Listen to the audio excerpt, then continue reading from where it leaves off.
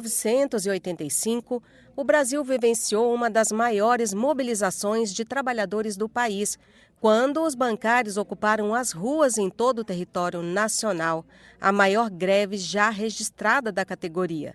Foram 500 mil pessoas envolvidas na paralisação que parou o sistema financeiro brasileiro. Essa história é contada na obra No Coração do Sistema, Antologia de Luta e Resistência na Greve dos Bancários de 1985. Em mais de 200 páginas, a publicação resgata, por meio de relatos inéditos, um dos episódios mais emblemáticos da reorganização sindical brasileira no fim da ditadura.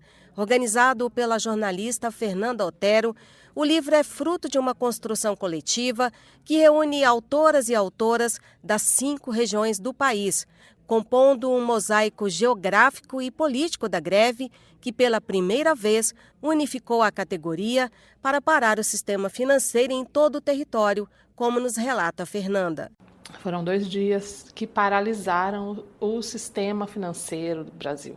2 dias sem compensação, sem cheque, sem saque, sem nada. Tanto que o lema da greve é: se não sacou, é bom sacar. Os bancários vão parar. O evento da greve dos bancários de 1985 é o mais importante da história da categoria e da classe trabalhadora brasileira, pelo fato de ter atingido o sistema financeiro nacional. Porque em 1985, claro que a gente não tinha computador, as coisas eram ligadas apenas pelos papéis que circulavam entre as agências, etc.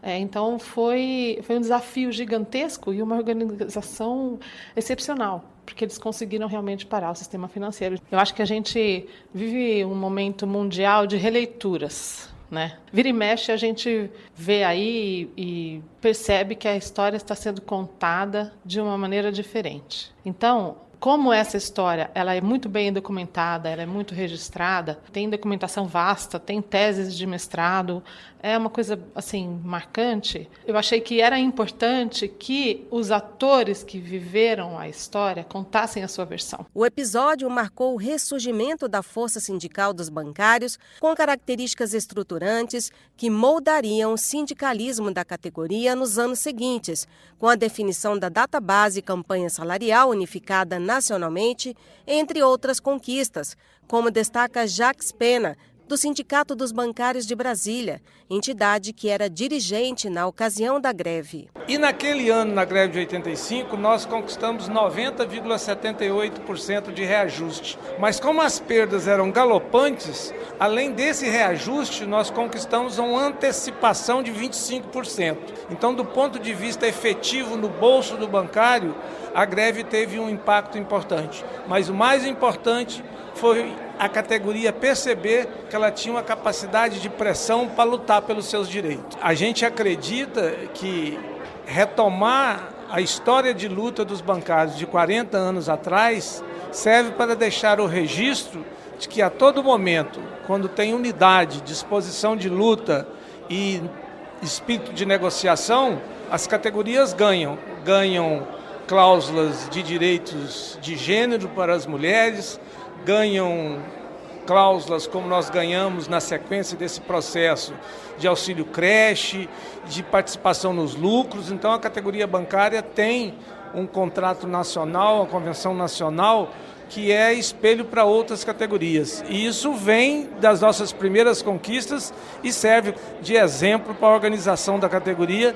e pela vontade de lutar pelos direitos que cada segmento da classe trabalhadora precisa de ter permanentemente. A ideia é que esse resgate histórico ajude a sociedade brasileira a entender a importância da mobilização social para enfrentar desafios atuais, como sugere a jornalista Fernanda Otero. É uma feliz e infeliz coincidência a questão do que a gente está vivendo com o sistema bancário nacional, nesse escândalo que vem aí sobre o caso Master, sobre esse cenário muito complicado que a gente vive. Eu acho que a outra principal analogia que dá para fazer, né, é a questão do golpe que tentaram fazer em 2023. Se a gente vê que a gente vive um momento de rede social, de rede digital, que a mentira está circulando, assim, feito faísca, você não controla. Quem vai ver o que, aonde é que isso vai chegar? Acho que é muito importante para a gente olhar para o passado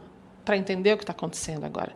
E, nesse sentido, eu acho que o livro cumpre essa missão. Porque quando você vê o relato daquelas pessoas que acreditavam e que estavam ali vivendo o dia a dia numa luta que ia além da questão de salarial e etc., que era direitos, que era... Ou seja, isso foi em 85, um exemplo que a greve não era permitida, né? Os sindicatos tinham sido... Até 85, não existia o direito à greve para a categoria bancária, porque era considerado um serviço essencial. Então, tem várias questões assim que os próprios articulistas, né, que os próprios autores comparam, contam o relato e dá para fazer essa analogia com esse momento que a gente vive. O livro vai estar disponível em PDF nas principais plataformas digitais a partir do dia 27 de abril.